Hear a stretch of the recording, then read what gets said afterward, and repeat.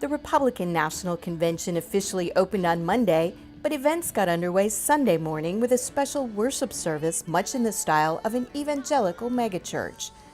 Mike Huckabee played bass along with the praise band. It's my joy to honor you. The service was co-sponsored by GOP Faith, a special department of the Republican National Committee tasked with reaching out to faith-based voters, and especially the all-important voting bloc of social conservatives.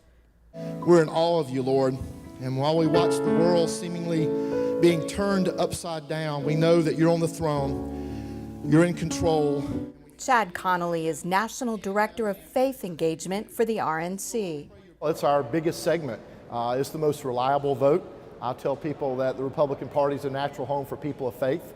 Meanwhile, across town, other people of faith organized a massive nonpartisan project called Circle the City with Love.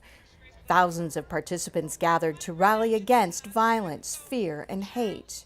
We've come together in unity to stand for love, peace, and justice. They marched to the Hope Memorial Bridge, where they stood hand in hand, in silence, for nearly 30 minutes. Mother Teresa says, unless we have silence, we don't touch our souls and the souls of others.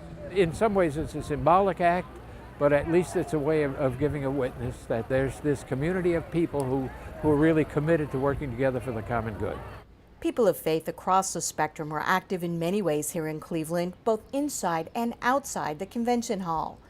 There were several special events to celebrate the GOP's platform, which activists described as the most conservative ever. The Eagle Forum sponsored a luncheon praising Republicans for holding firm on their opposition to abortion. It was headlined by football coaching legend Lou Holtz and the group's founder, Phyllis Schlafly, who has attended every Republican convention since 1952. The Republican stand on social issues is especially important to many evangelical voters. Jim Garlow is pastor of Skyline Wesleyan Church in San Diego. I'm very interested in seeing some basic values returned to the country. I care very deeply about life. I care deeply about marriage. I care deeply about religious liberty. I care deeply about issues of fiscal solvency. The national debt is a biblical moral issue to me. Thou shalt not steal from future generations. He says evangelicals feel increasingly at odds with the culture around them. Are our values under fire? Absolutely. I don't think it's right versus left, it's right versus wrong. And the wrong would like to put a stop to the right.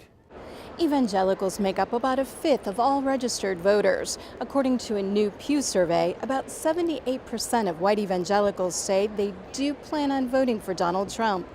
But 45% of them say it would mainly be a vote against Hillary Clinton rather than one in support of Trump. I have a wife and 4 kids. We can't agree on a Whopper or a Big Mac. So discussions about who you like and who you don't like, that's pretty normal in politics.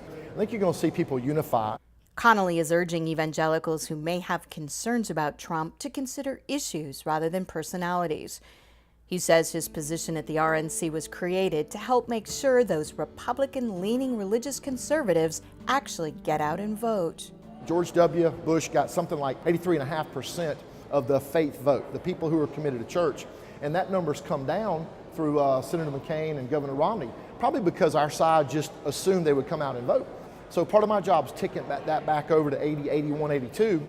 Many activists say Trump's selection of Indiana Governor Mike Pence as his running mate has helped energize the base. It was a game changer for people of faith, specifically here in Ohio. I mean, as Mr. Pence said, Governor Pence, you know, he's a Christian, a conservative, and a Republican in that order. And he has a great body of work as the governor of Indiana, as a congressman, and as a radio personality, and has to prove that. Ohio Delegate Mike Ganadakis is president of Ohio Right to Life and an active Lutheran. Here at the convention, he voted for his governor, John Kasich, but says he will vote for Trump in November. The next president will have at least one, arguably 3 justices to appoint. And because we live in a country where the Supreme Court gets the final word, we have to ask ourselves as Christians, as people that put faith and values first, is who do we want nominating these individuals? Do we want Mrs. Clinton or Mr. Trump? Other faiths were also represented here. Some Jewish groups held public, nonpartisan events, such as a panel sponsored by the American Jewish Committee, where participants discussed growing anti-Semitism in the U.S. and abroad. But there were strong indications of the challenges Trump's nomination is posing for many Republican Jews. The Republican Jewish Coalition, which usually has a high profile at the convention, held only closed-door meetings and denied media requests for interviews. Observers said it was because of concern about Trump's rhetoric and that of some of his supporters. As it became clear he was becoming the nominee, there was, well, we've got to defeat Hillary Clinton. And I've spoken to donors who said that and who now won't back Trump. And it's because of the associations that his campaign has had with rhetoric that's been perceived as, and images that have been perceived as anti-Semitic. Republican Muslims have also felt challenged, especially by Trump's calls for a temporary ban on Muslims coming to the U.S. The Muslim American community does have a lot of concern about the rhetoric, and I think that's very much warranted. I share in those concerns. But that only underscores the need for all Americans, including Muslim Americans, to engage in the process, to make their voice heard, to attend the town halls, to register to vote. Suhail Khan held a high-ranking position in the George W. Bush administration. He urges fellow Muslims not to give up on the GOP. Sometimes we have to remind some of our fellow GOPers what the bedrock principles of the conservative movement really are.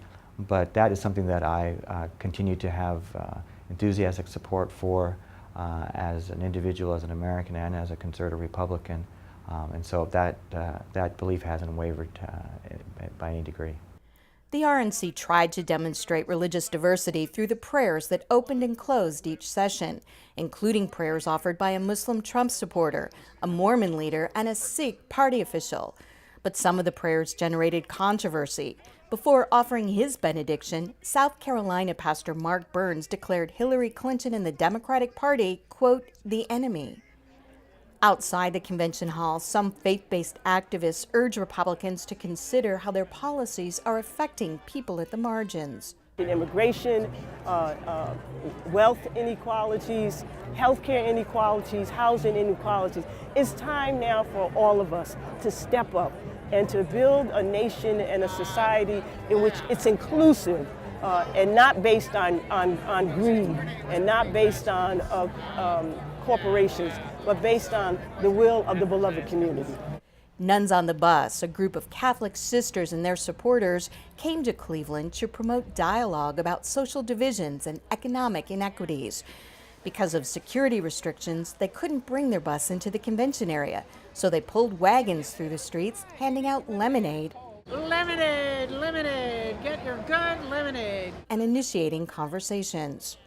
Asking important questions, like who in your family is it difficult to talk to about politics and why, but also things like what worries you in this election cycle, but what gives you hope also. So we're making a difference, we hope. One glass of lemonade at a time.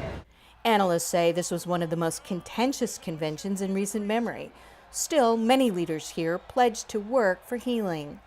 Hopefully we can build and unify our party and our nation, because that's what we need right now. That's what people are looking for, whether they're millennials or senior citizens. We're looking to unify a very divided country right now.